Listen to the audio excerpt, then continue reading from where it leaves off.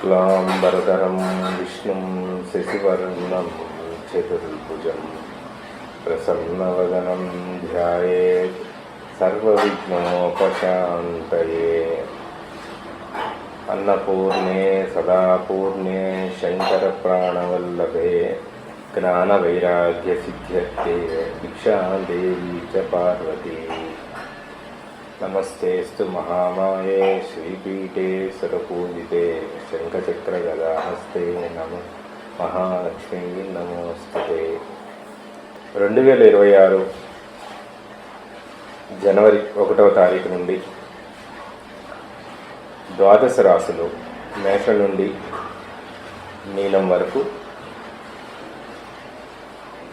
ఆయా రాశుల వారికి 2026వ సంవత్సరం ఎలా ఉండబోతోంది, ఆయా రాశుల్లో ఏ రకమైనటువంటి ఇబ్బందులు, ఏ రకమైనటువంటి ఆదాయ ఆర్థిక అలానే లాభ నష్టాలు సుఖదుఖాలు ఇవన్నీ ఏ రకమైనటువంటి పరిస్థితులు ఉంటాయి అనేటువంటిది సవివరంగా మేషాది నుంచి ద్వాదశ రాశులు ప్రత్యేకించి మేషం, వృషభం, మిథునం, కర్కాటకం, సింహం, కన్య, తుల, వృశ్చికం, ధనస్సు, మకరం, కుంభం, మీనం ఈ ద్వాదశ రాశుల్లో ఏ రాశికి ఎటువంటి ఫలితాన్ని ఈ 2026వ సంవత్సరం ఇవ్వబోతోంది, ఎలాంటి గొప్ప అదృష్టవంతులు అయ్యి ఉంటారు అనేటువంటి దాన్ని కూడా వివరంగా తెలుసుకుందాం. అయితే ప్రస్తుతం మేషరాశి నుండి మీనరాశి వరకు మన నవగ్రహాలు 2026వ సంవత్సరం నాడు ఏ ఏ స్థానాల్లో ఉన్నాయి అనే దాన్ని ముందు వివరంగా తెలుసుకోవడం ప్రధానం. దానిలో ముఖ్యంగా సూర్యుడు, కుజుడు, బుధుడు, శుక్రుడు వీరందరూ కూడా ధనుస్సు రాశిలో సంచారం జరుగుతుంది. అలానే శని మీనరాశిలో సంచారం జరుగుతోంది. గురువు వక్రగమనంలో మిథున రాశిలో సంచారం జరుగుతోంది. రాహువు, కేతువు. రాహువు ప్రస్తుతం కుంభరాశిలో, తదుపరి కేతువు సింహరాశిలో సంచారం చేస్తున్నారు. ఈ సంవత్సరం మొదట ఏ నక్షత్రం రోహిణీ నక్షత్రంతో జనవరి 1వ తారీఖుతో మొదలవుతోంది, అంటే వృషభ రాశి నుంచి. కాబట్టి వృషభ రాశికి వృషభ రాశిలో ఉన్న నక్షత్రంతో మొదలవుతోంది. కాబట్టి శుక్రుడు ఈ సంవత్సరానికి బాగా బలంగా కనబడుతున్నాడు. కాబట్టి ఏ రాశులకి ఎలా వివరంగా ఉంటుందనేది ముందు సవివరంగా తెలుసుకుందాం. ధనుసు రాశి వారికి ప్రస్తుతం 2026 జనవరి 1వ తారీఖు నుంచి గురువు వక్రస్థానంలో ఉన్నాడు. విధంగా రాశ్యాధిపతి గురువు అయి ఉన్నాడు. కాబట్టి గురువు కొంచెం వక్రగమనంలో ఉంటే ఆరోగ్య విషయంలో ఆరోగ్య భంగం జరిగే అవకాశం ఉంటుంది. ఫంక్షన్స్కి వాటికి శుభకార్యాలకి ఎక్కువగా వెళ్ళే అవకాశం ఉండి ఆరోగ్యాన్ని కొంచెం ఇబ్బంది పరిణామాలు చేసుకునే అవకాశం ఉంటుంది. వీరికి వాహన సంబంధమైన విషయంలోనూ, అలానే పుత్ర సంబంధమైన విషయంలోనూ, అట్లానే విద్య సంబంధమైన విషయంలోనూ అంతా కూడా గురువు దృష్టి రాశ్యాధిపతికి ఉంది. కాబట్టి చాలా వరకు ఈ సంవత్సరం ధనుసు రాశి వారు శుభవార్తలు వింటారు. అలానే తొందరలో 2026లో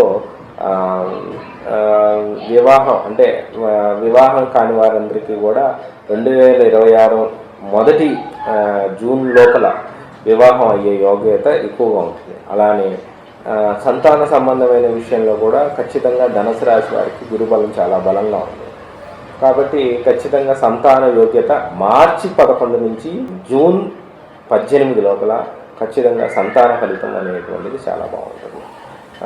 ఇక శని చతుర్థ స్థానంలో ఉండటం వల్ల అర్ధాష్టమ శని ప్రభావం కొంత మేర వీరికి ప్రభావం చెప్తున్నప్పటికీ కూడా అష్టమ గురువు ప్రభావం జూన్ 2 తర్వాత వీరికి అష్టమ గురువు ప్రభావం ఉండి శనిని దృష్టి పెట్టుకోవటం వల్ల వాహన సంబంధమైన విషయంలోనూ ఖర్చులు ఎక్కువగా ఉంటాయి. ఇంటికి సంబంధమైన విషయంలోనూ, వాహన సంబంధమైన విషయంలోనూ, మాతృ సంబంధమైన విషయంలోనూ మీరు సుఖపడుతున్నట్టు అంటే కంఫర్ట్స్ ఉన్నట్టుగా అనిపిస్తూ ఉన్నప్పటికీ కూడా మీకు అది ఏదో ఒక రకమైనటువంటి విషయంలో ఖర్చు ఎక్కువగా ఏర్పడుతూ ఉంటుంది. ఇది మీకు జూన్ తర్వాత నుంచి మీకు అది విపరీతమైనటువంటి మార్పు గోచరిస్తూ ఉంటుంది. అట్లానే ఆదాయం ఎంత బాగుంటుందో దానికి తగ్గట్టుగా ఖర్చు కూడా ఉంటుంది. ప్రతిలోనూ ఆదిలోనే మీకు విఘ్నం జరుగుతూ ఉంటుంది. విఘ్నం జరగడం అంటే ప్రతి పనిలోనూ ఆటంకం ఏర్పడుతూ ఉంటుంది అన్నమాట. బ్రేక్ వస్తున్నట్టుగా కనబడుతుంది. కాబట్టి మీరు ప్రధానంగా ఇక్కడ గోపాల మూర్తిని బాలగోపాలుడు చిన్న పిల్లవాడిని కనుక ఆరాధన చేసిన చిన్నపిల్లలకి చక్కగా ఏదైనా చిన్నపిల్లలకి మీ చేత్తో వాళ్ళకి పాలు కానీ ఏవైనా ఏ పదార్థాలు ఇచ్చినా, ఎవరైనా చిన్నపిల్లలకి మంచి స్వీట్లు కానీ లేకపోతే మంచి వాడు తినే పదార్థాలు ఏదైనా ఇచ్చినా మీకు ఈ యొక్క గురువు బలం వల్ల ఏంటంటే ఆటంకాలు కాకుండా ఉంటాయి. అలానే విద్యార్థుల విషయంలో విద్యలో మంచి అనుగ్రహం చాలా బాగుంది. ఈ సంవత్సరం ప్రత్యేకించి ప్రథమ స్థానంలో అంటే 1 నుంచి 10వ క్లాస్ చదువుకునే వాళ్ళు, ఈ 7, 8, 9, 10 క్లాస్ చదువుకునే వాళ్ళందరికీ కూడా ప్రథమ స్థానం బాగా అనుకున్న వెంటనే ఉత్తీర్ణత స్థానం పొందే అవకాశాలు బలంగా ఉంటుంది. కాకపోతే ఇక్కడ ఏంటంటే వీళ్ళు ప్రధానంగా వీళ్ళకి కూడా కాస్త లేజినెస్ ఎక్కువగా ఉంది. సమయానుకూలకంగా ఆ చివరి సమయంలో స్కూల్కి వెళ్ళటం, లేకపోతే ఆ సమయంలో ఇంకా టైం ఉంది కదా అని చెప్పి ఆలస్యం చేస్తూ అనుకున్న దాన్ని కొంచెం విఘ్నం కలిగేలాగా ఏర్పడటం అనేటువంటిది ఏర్పడుతుంది. కాబట్టి ఇలాంటి గణపతికి నాట్య గణపతి అని ఉంటుంది. మనకి షోడశ గణపతుల్లో నాట్య గణపతి 21 గణపతులు ఉంటారు. మామూలుగా సహజంగా షోడశమూర్తులు. ఈ 21 గణపతులు నాట్య గణపతి, అలానే బాల గణపతి అనేది ఉంటుంది. ఈ బాల గణపతికి గనక మనం చిన్న చిన్న మోదుగలతో గనక ప్రతి గురువారం నాడు లేక మనం ప్రతి పంచమి నాడు, మాసంలో వచ్చే పంచమి నాడు లేదా మాసంలో ఒక గురువారం నాడు అయినా సరే మోదుగలతో 11 మోదుగలతో కనుక నైవేద్యం పెట్టి స్వామివారికి ఇది కనుక చేస్తే విద్యలో మంచి ప్రయోజనం ఉంటుంది. వ్యాపార సంబంధమైన విషయాల్లో కూడా చాలా జాగ్రత్తలు ఉంటారు. వ్యాపారం కూడా జూన్ వరకు చాలా బాగుంటుంది, చాలా మంచి పేరు ప్రతిష్టలు ఉంటాయి. కాబట్టి జూన్ తర్వాత నుంచి వ్యాపారం పెంపొందించే విషయంలో ఆటంకాలు ఏర్పడతాయి.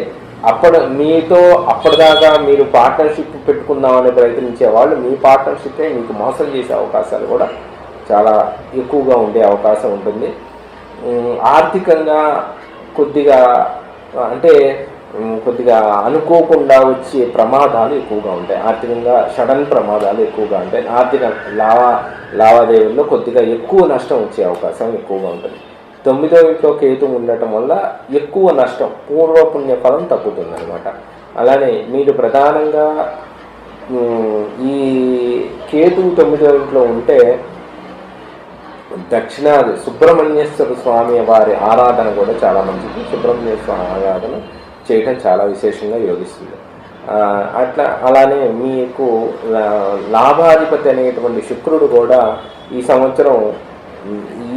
సంవత్సరం మొదటి కాలంలోనే శుక్రుడు 2వ స్థానంలో ఉండటం వల్ల సంపాదన చాలా బాగుంటుంది. కానీ ఆడవాళ్ళతో కాస్త జాగ్రత్తగా ఉండాలి.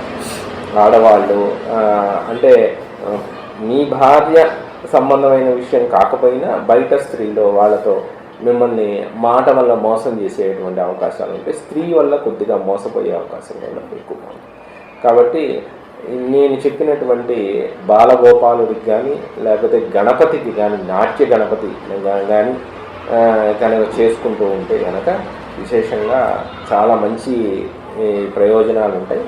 ఈ ధనుస్సు రాశి వారికి విశేషించి ఈ సంవత్సరం ఆదాయం మిగతా అన్ని విషయాల్లోనూ మంచి శుభ ఫలితాన్ని పొందుతారు.